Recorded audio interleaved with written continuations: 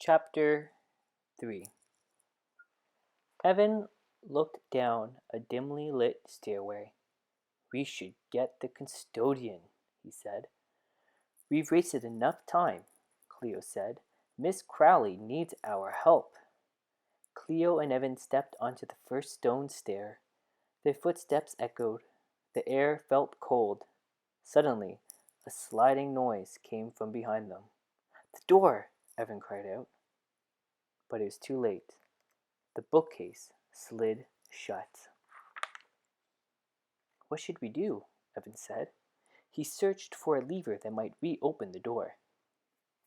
"I guess we take the stairs," Cleo said. "Are you nuts?" Evan said. "There could be trolls down there, or evil clowns with vampire fangs." "Don't be silly," Cleo said, starting down the steps. As they neared the bottom, a warm light glowed ahead of them. They stepped into the room and Evan sucked in a tiny breath. The school library, 42 steps above them, Evan had counted, was nothing compared to this one. Bigger than a gymnasium, this library was packed with books of all sizes and colors. Wooden shelves trimmed in brass stretched from floor to ceiling. Balconies, rolling ladders, and spiral staircases allowed readers to reach any book they wanted. At the back of the library, over a stone fireplace, hung a tapestry that showed an image of an open book. Several people swirled out of the book in a sea of colorful letters. "The fire's lit," Evan said, grabbing Cleo's wrist. "Miss Crowley couldn't have built a fire this quickly." "Maybe somebody else is here," Cleo said. "Let's look around." "Hiding would be smarter," Evan said. Cleo ignored him. As they walked, Evan stared at all the books. He saw ghost stories, fantasies, sports stories, tales of adventure, and more. He wanted to open one of the books to see what was inside, but each one had a lock on the edge like a fancy diary. "Look," Cleo said. A brown book with a red ribbon between the pages sat on a table. The key that had been around Miss Crowley's neck was sticking out of the open lock. The title was printed across the cover: "The Case of the Mysterious Moonstone." "What is it?" Evan asked. "It's a book," Cleo said. Evan rolled his eyes. "I know that, but of all the books in the library, why is this one out?" "If Miss Crowley was around, she'd be able to tell us," Cleo said. "If Miss Crowley was around, she'd tell us to go back to our seats," Evan said. Cleo looked past Evan. "Hey, what's that?" Against the wall lay a book cart. It was turned on its side.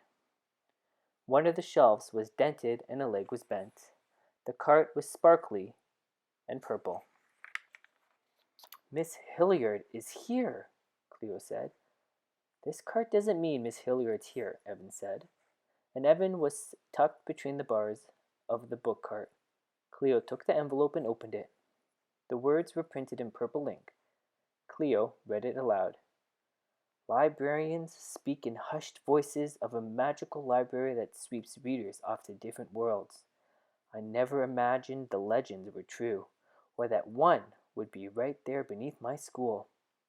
If you have found this note, I am trapped somewhere between the covers of these enchanted books. To find me, travel through these stories and help give each one the ending it deserves. Fail, and you will meet the same fate as me. Succeed, and you will discover wonders beyond your dreams. Always look for the key that will move you forward on your journey. I've left clues along the way. Just look for my favorite color. Signed, Miss Sandy Hillard, Librarian. P.S. If this is Evan, go get help. The perils are too great, the challenges are too risky, and you are too fragile." "I'm not fragile," said Evan. Cleo held back a laughter. "You kind of are," she said. "But do you think Miss Hilliard is really trapped inside one of these books?" Evan righted Miss Hilliard's book cart. It wobbled on its bent legs. "Maybe the case of the mysterious Moonstone, has some answers. I don't see how a book can offer us answers, Cleo said. Do you realize what you just said? Evan asked. Cleo shrugged. I look up everything on the internet. Are you ready to open the book? Evan said. What kind of question is that? Cleo said. It's just a book. She reached across the table and opened the case of the mysterious Moonstone. Letters burst from the pages of the book like 1,000 crazy spiders. They tumbled in the air around them and began to spell words. The words became sentences, the sentences paragraphs. Before long, they could barely see, and then everything went black. Chapter 4. Evan and Cleo found themselves in a cluttered office.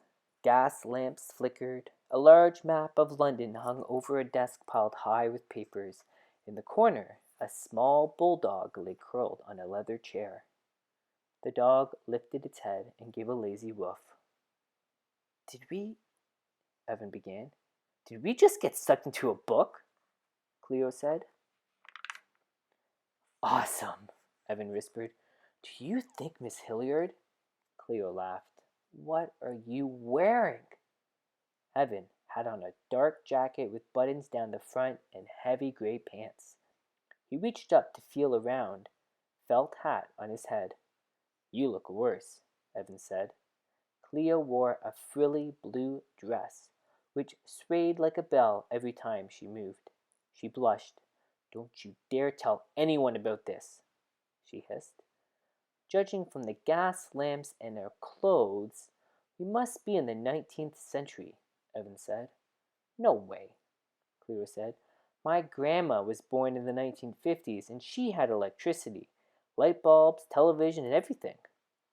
No, 19th century means the 1800s, Evan explained. You have to subtract a century. That makes no sense, Cleo said. She started to go on, but a door opened and a young man rushed in. Ah, I see you've met Watson, the man said. He wore a long plaid jacket, and his hair was messy. He dumped more papers on the desk. Some fluttered to the floor. You must be my new assistants. I had no idea you'd be so... He looked at them. So young. We're not young, Cleo said. And a member of the fairer sex, too, the man said to Cleo. Cleo shrugged. I guess I'm fair. One time I refereed a soccer game and called a penalty on my best friend. Evan tugged Cleo's sleeve. I think he means prettier and more fragile. I'm not fragile, Cleo said. If anyone here is fairer, it's Evan's. I'm Evan, Evan said. This is Cleo. Pleased to meet you both, the man said, sorting through a messy pile. My name is Artie Baker.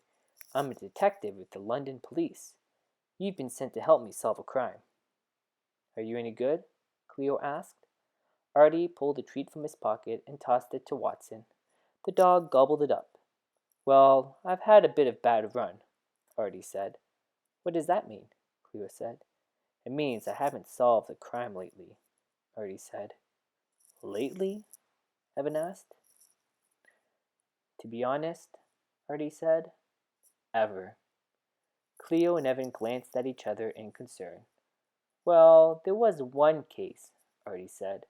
My mother misplaced the biscuits she'd purchased at the bakery. Let me guess, Cleo said. You ate them? Artie grinned. I see I have two fine assistants. You look too young to be a detective, Cleo said. Artie leaned in close. I lied on my application, he whispered. I'm only 16.